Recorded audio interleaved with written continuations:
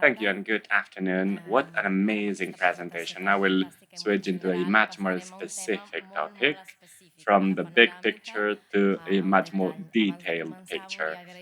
I would like to start by thanking the team of the urban landscape of Barcelona City Council. They are very hardworking.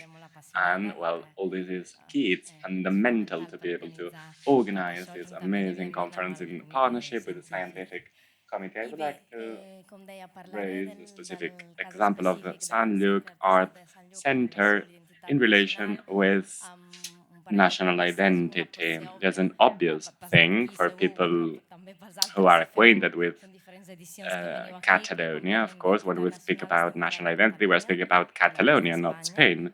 Secondly, Sant Luc's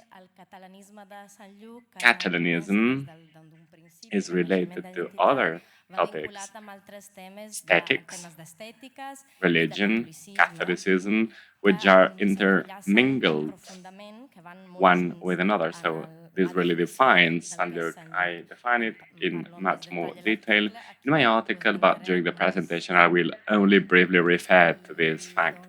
This entity was born in 1893 in the peak of the Art Nouveau and the political definition of Catalanism, which had been clearly defined as a cultural movement after Renaissance. But from there on, it started to acquire a much more specific political shape. Sant Lluc Art Center is a spin off, one could say, with the participation of Josep Limona, Dionysius Baixeras, who want to somehow spin off from an existing organization of artists based in Barcelona called Cercle Artístic, the Art Center, with members such as Ramon Casas and Santiago Rossinyol, artists with very bohemian attitudes, very unreligious attitudes, who defended art for the sake of art, with which Sant Lluc members wouldn't agree, because they wanted a committed art, an engaged art, with several ideals, such as a national ideal, amongst many others. One has to underline here is that this difference, here I am going to only refer to this, but we have oftentimes identified these artists as new Art Nouveau artists. Here you can see some of them. I wouldn't agree with that split, right? In Sant Lluc, we can find architects such as Gaudí. He was one of the members raising the flag, Alexander de Riquet, sculptors such as Miquel Blay, Limona, Arnau, who is a master of decorative arts, Gerigal, Marriera, Serra, Gaspar Omar, artists who express themselves through a Art Nouveau art language, but who hold their other ideals, different ideals. A key element to define in writing these ideas is the first manifesto or the first guidelines of the organization. This religious man, the year before the founding of Sant Luc's Art Center, had written and published a document called The Catalan Tradition, where he defined an archaic, idyllic concept of idea based on St. Thomas' principles, a Catalonia in which all citizens should have a clearly defined role in the framework of a divine organigram, amongst them, of course, artists, especially privileged artists, yet subject to the divine domain. They were very different from other artists who would argue that art was interesting per se. Torres y Bages defined since the very beginning the main principles of Sant Lluc. Catholicism was the first, and a very clear ideal of national identity. Nonetheless, we are speaking about the beginning of the Catalan movement, of the Catalanist movement, so there are some contradictions. In the first guideline was published in Spanish. It was quite typical back then. Official documents were published in Spanish, but the president of the Catalan government Prat de la Riba, when speaking about Sant Lluc and the organization, he said, "What a pity that considering that we're speaking about a center that has offered so much love to the region, and after an opening session that promised a lot, a letter and a, so what a pity that they have used a foreign language in its statutes."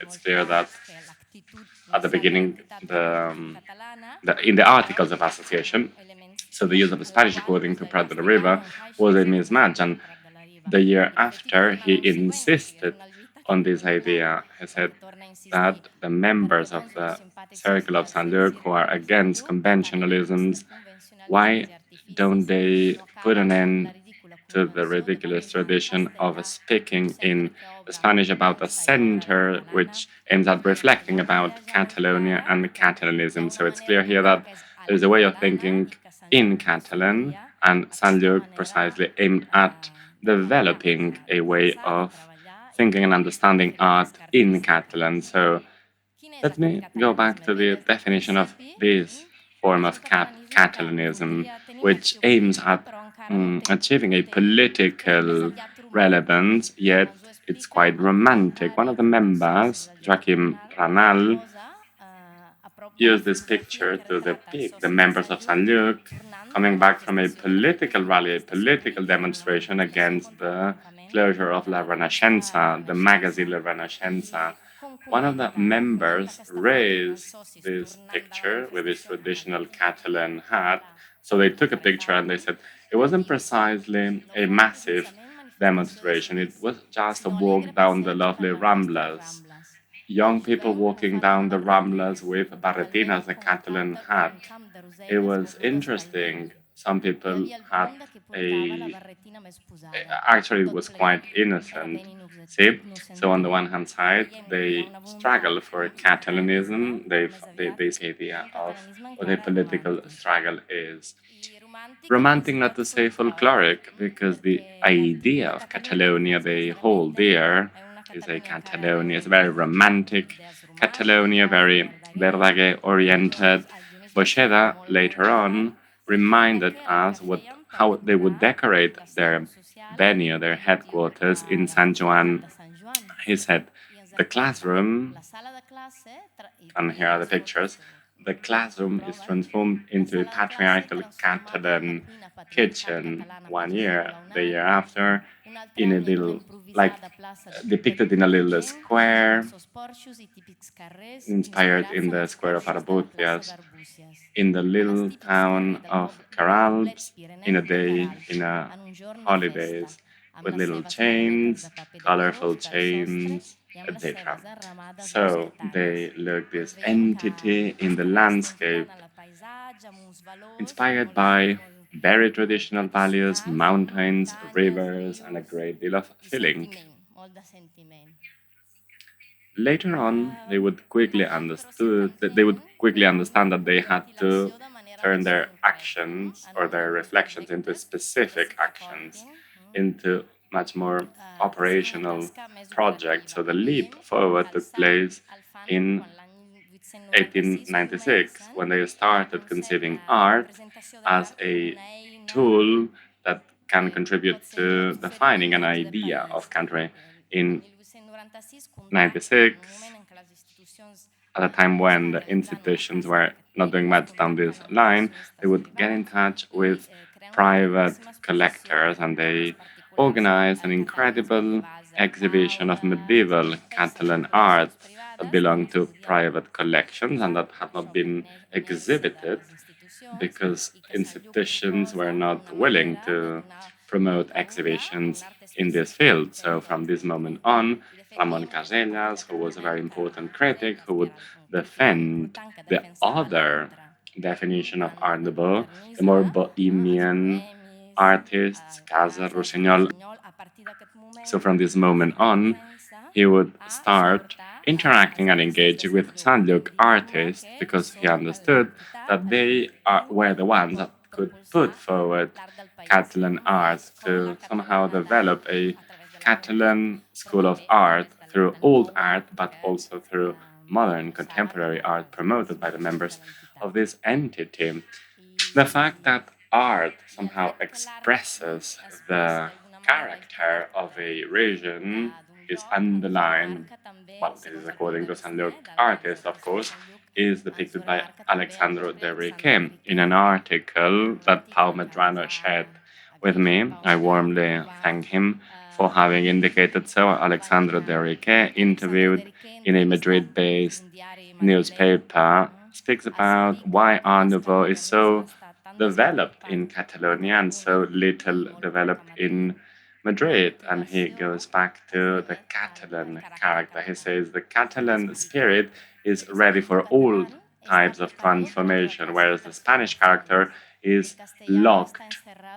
The Spanish character is happy about its beautiful tradition, but that's the only thing that is left, the tradition.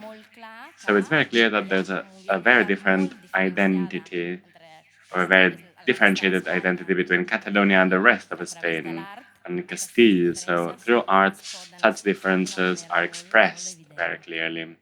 From this moment on, all the activities promoted by this group of artists, more than 200 actually, so all the activities they would promote was reflected in the press under this Catalan scope, right? So the joint exhibition in 1849, promoted through this poster, which is very well known. It was a corporate image of the entity, in fact.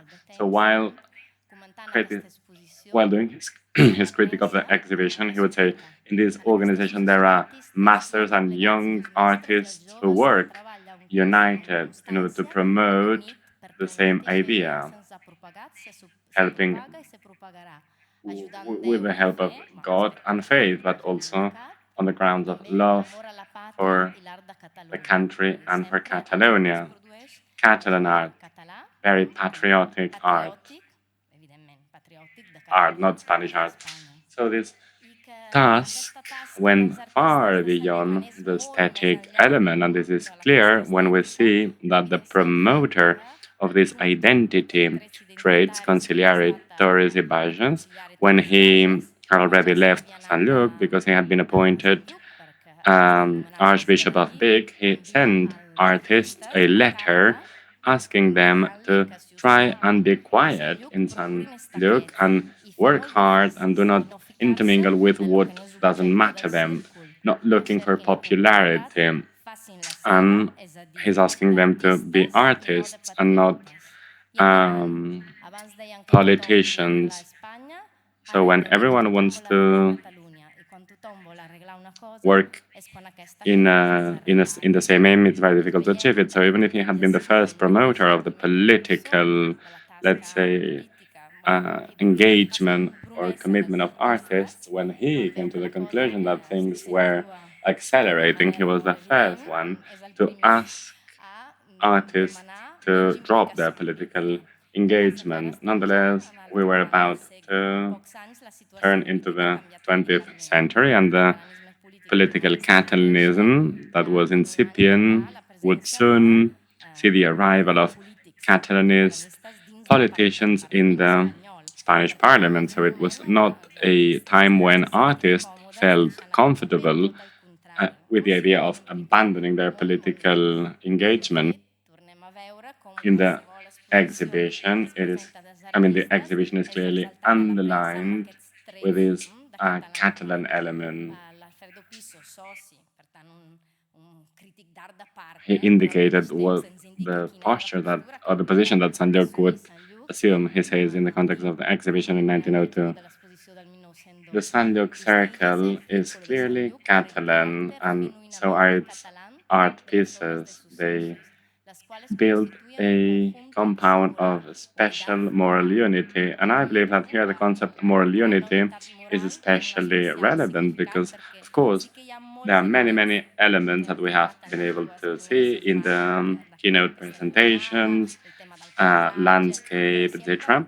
But at the same time, it's not clear what are the stylistic characteristics that clearly differentiate them. Nonetheless, there is this different attitude. There is this specific willingness to display a different attitude. When in 1903 they moved to another venue, to another headquarters, to the Quatre Gats bar, the Marchi house, designed by Puig i Cadafalch, in order to describe the entity the press says amongst the art organizations in Barcelona. One should underline the Sant Lluc Circle, which is a very well-known organization composed by people who are fascinated by the art culture of our peoples. We're speaking about Catalonia. When we say our people, here we mean Catalonia, which has a remarkable place amongst their peers.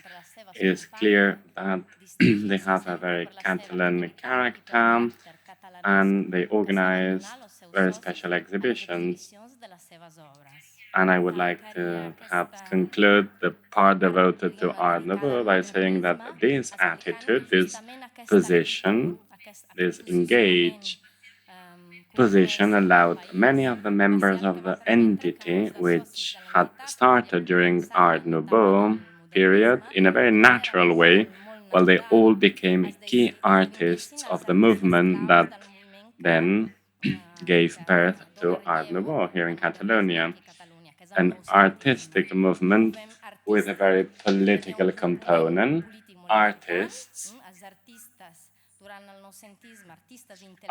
and intellectuals were the key actors of the Catalan project. So amongst the Sant Lluc members, we can find Eugeni Dorbs, Spijuan, Eliolias, Torres Garcia, many different artists.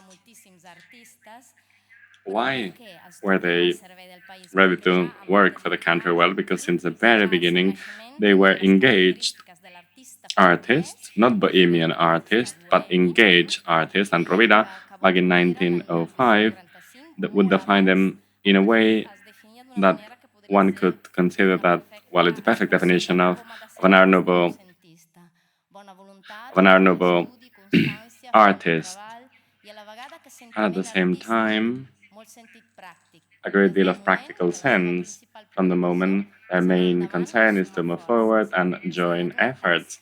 So the whole idea of a joint task, a joint venture, and a role in society, this Catalanist attitude has been preserved in Sant Lluc, at least until the transition.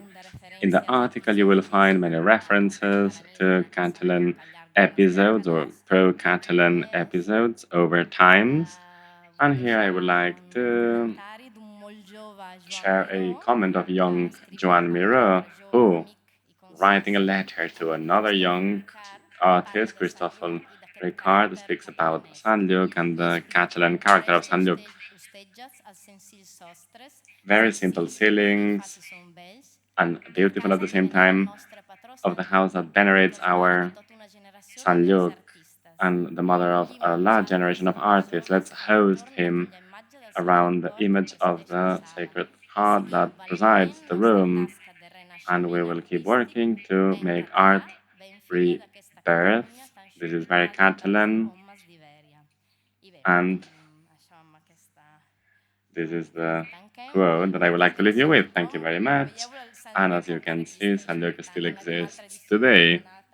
We have visited it with some of you, and if you would like to visit it, it's more than possible. The entity still exists. Thank you.